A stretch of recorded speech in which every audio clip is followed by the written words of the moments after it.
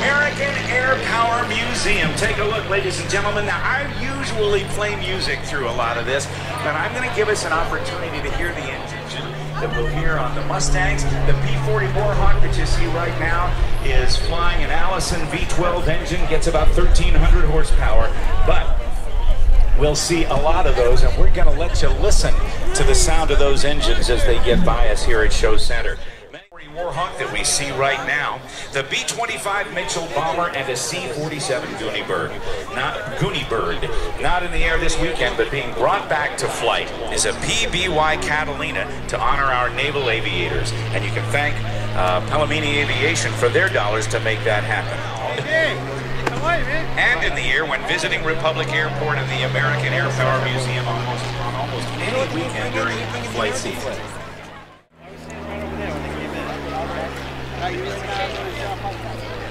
The V12 engine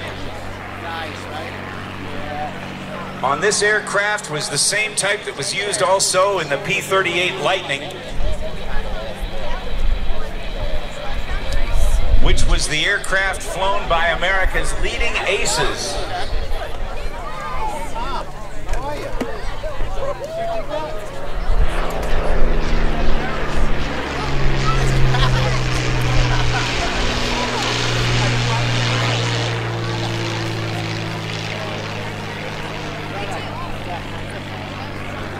Flying the P-40 and headed on home, that's Dan Dameo from the American Air Power Museum. Let's give Dan a nice round of applause. Finishing up with a victory roll, heading on right back to Republic.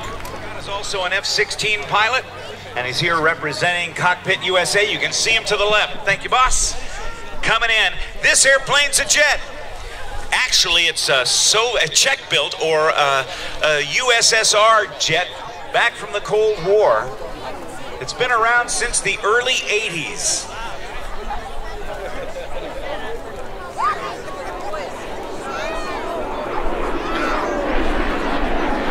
The engine that powers it generates about 3,700 pounds of thrust. And Scott's got all he needs to run it right up into the vertical. Bring it over and possibly do either a roundhouse loop or a one-half Cuban 8. Okay, comes down the 45, watch it now as he throws the stick to the right with a half of a roll, and that's a one-half of the Cuban 8 maneuver right there. The L-39s became available on the open market in the free world after the collapse of the Soviet Union in 1989. They were declared surplus, and in those days, for somewhere around $70,000, if you wanted to get into a Warbird, you could do it. To have the thing purchased, crated up, and then you put it on a boat, you bring it over to the United States, and then it gets trucked onto some sort of restoration facility of which they're and then for another $70,000, then you can have your Cold War trophy that you can fly on roll.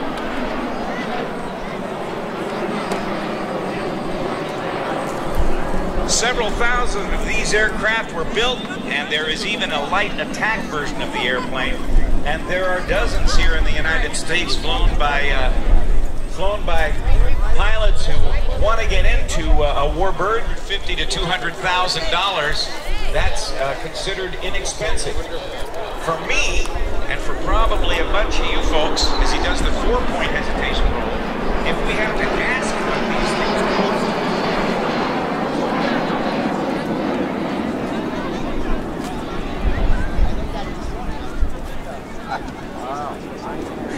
Oh, ask him. Our air boss Wayne Bugg says, 90 degrees of angle right about now. And he'll pull on that stick, sucking it back into his lap, shoving on the left rudder pedal to maintain altitude, getting it out of the bank, and he's and squeezing all the muscles in the lower part of his body to keep the blood up in his brain so he doesn't lose his color vision or his peripheral vision or his vision or black out.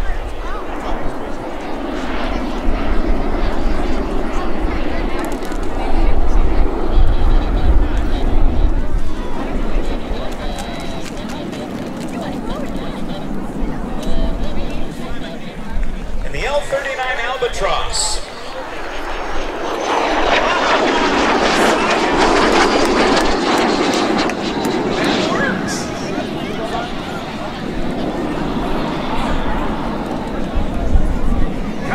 next. One of the heavy bombers from World War II. You read there were maybe 12,500 or so of these types of aircraft built. Just listen to this piece of living history.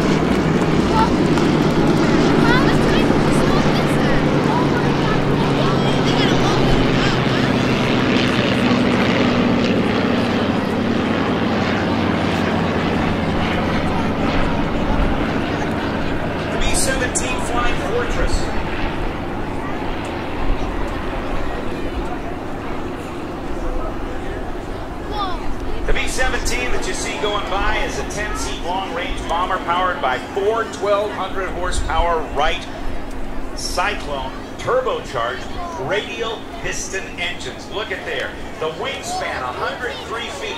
Believe it or not, ladies and gentlemen, the wingspan of that bomber is just 17 feet short of the entire flight of the Wright brothers' first flight at Wantagh, North Carolina, back on December 17th of 1903. This is the North American Texan. The Army Air Force,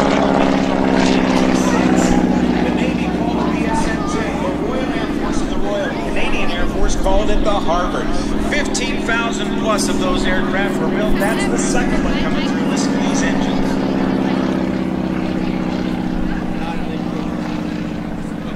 Again, radial piston engines, 600 horsepower in each of those, and those were the advanced vehicles. It'll be fun to watch.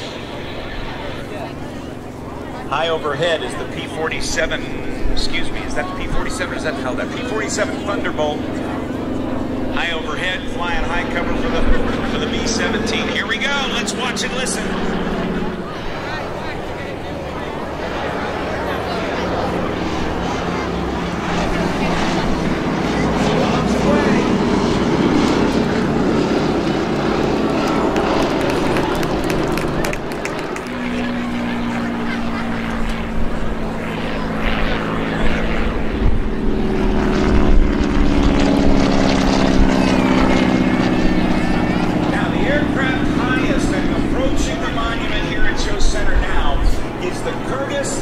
SB2C Helldiver. 7,200 were manufactured in World War II. Only five remain in the entire world. And that, ladies and gentlemen, is the only flying Helldiver in the world. That, ladies and gentlemen, is a piece of history.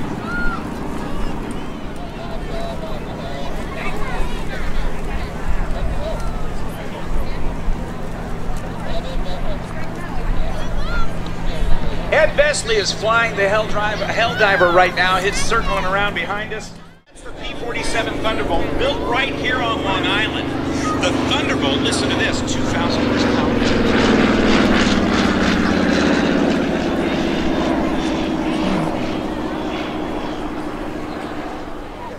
And still come home bringing its pilot all the way back. In front of us now, that's the Mustang. Listen to the sound of that engine.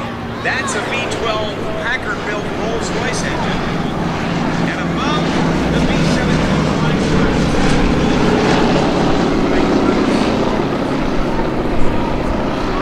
now the Mustang, the Cadillac of the sky, the latest versions of the Mustang actually reach speeds, according to some, 7 miles per hour. And a huge speed advantage over almost anything in the sky, except the Germans' first jet, the ME-262, and the P-40, and the Mustang, all have a very, very interesting intertwined history. Right there you see, in front of us at Show Center, is the SNJ, or the Texan, alongside the Supermarine Spitfires and the Hawker Hurricanes of the Royal Air Force during the Battle of Britain in 1940. P40 way that you guys built the Harvard, which you guys built P40s for us under license. And what that means is that the P40 production line and tooling and plans were all North American, and they will build the Curtiss airplane on the North American production airplane.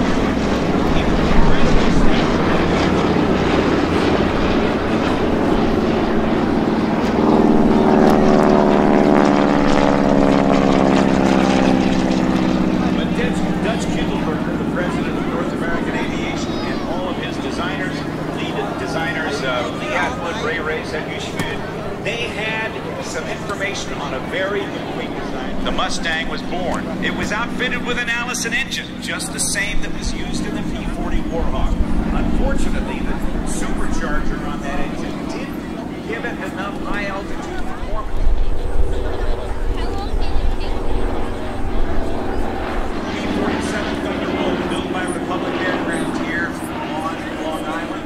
The stripes you see were painted on all the American aircraft and Allied aircraft on the D-Day invasion of June 6th of 1944. Mustang, followed by the P-40 Warhawk.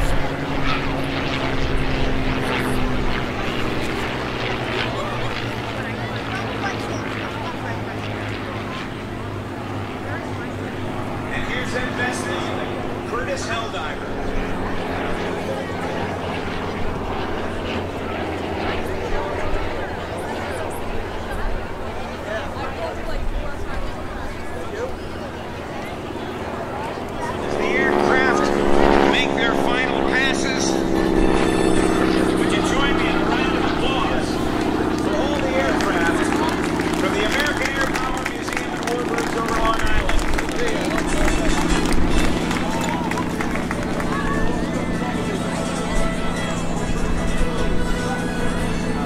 Go to the American Air Power Museum this weekend to see these aircraft up close and personal. Make sure you leave time for their armor collection.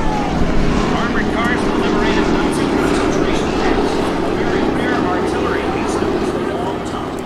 Airfield fire trucks and even anti-aircraft guns to keep the bad guys away from the field. The American Air Power Museum at Republic Airport. Let's congratulate the American Air Power Museum for the great news that their historic hangar will not be demolished after all. There was a worry about that. Senator Schumer and Congressman Israel went to bat for them with the FAA so the museum can continue to stay in their hangar home in Republic. Thanks. Number on the B-17 or the C-47, which is not flying for us today. The answer is you can, actually. You can get a flight experience this week, museum this weekend, and tell them you're ready to fly, or check out their website, AmericanAirPowerMuseum.org. That's AmericanAirPowerMuseum.org to get the information you need to be aboard. Tuesday, Northrop Grumman and Cockpit USA. Without their support, these aircraft couldn't leave the ground.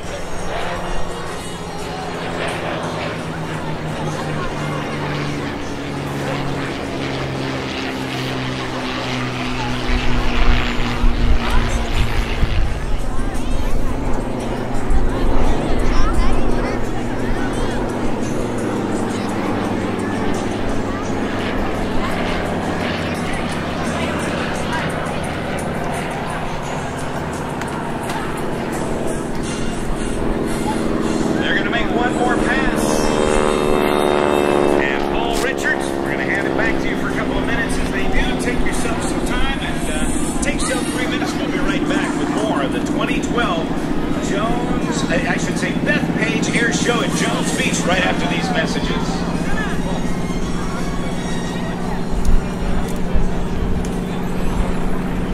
Great big thank you, of course, to the presenting sponsor of our show. 125 surcharge-free ATMs at 7-Eleven, Costco, CVS, and King Cullen locations. Bethpage is right where you need them. Stop by one of the Bethpage booths on the boardwalk today for more information on how to open your account.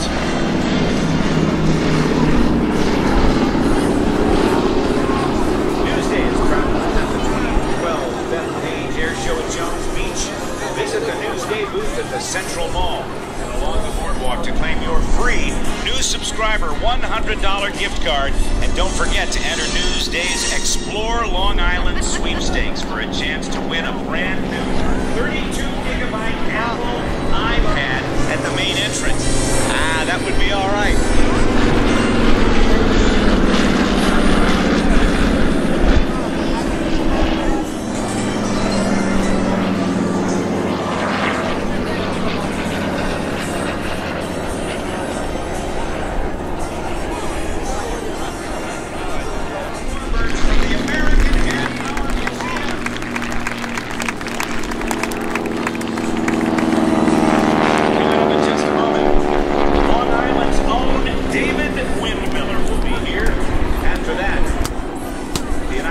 Air Force's F-22 Raptor